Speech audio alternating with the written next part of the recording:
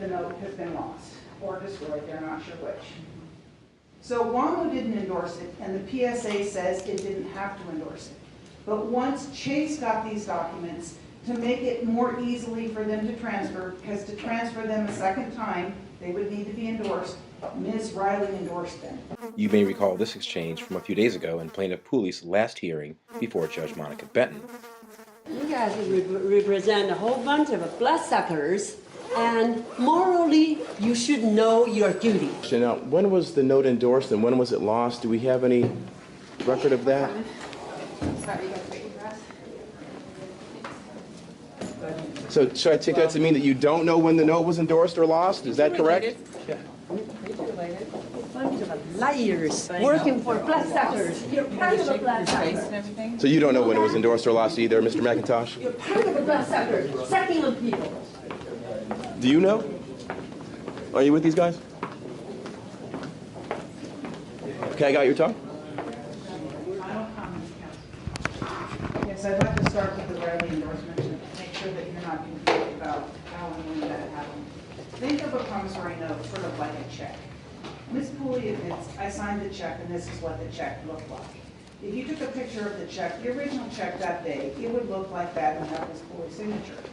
If she made the check payable to WAMU Bank and they held it in their file for 2 years, just like that, it would still look like that.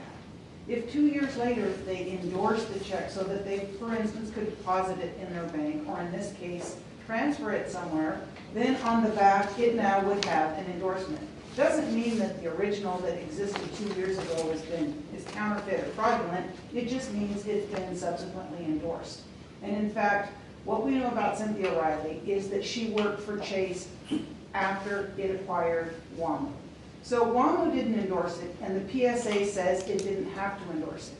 But once Chase got these documents, to make it more easily for them to transfer, because to transfer them a second time, they would need to be endorsed, Ms. Riley endorsed them, and that's how they remained in Chase's possession, with Ms. Riley's endorsement.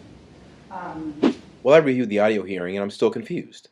It's a good thing that the Attorney General's office is watching because maybe he can help me figure this whole thing out.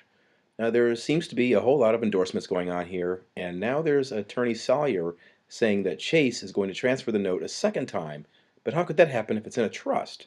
Is this rehypothecation? I'm so confused, and I just don't comprehend. Who will pay reparations on my soul?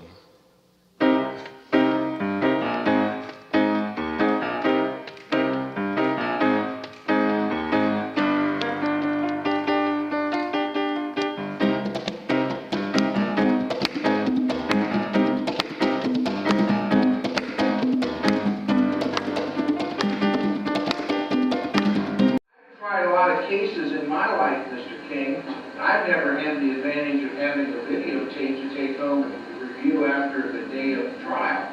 Well, that's unfortunate, Your Honor, but I do have that. It's a modern era.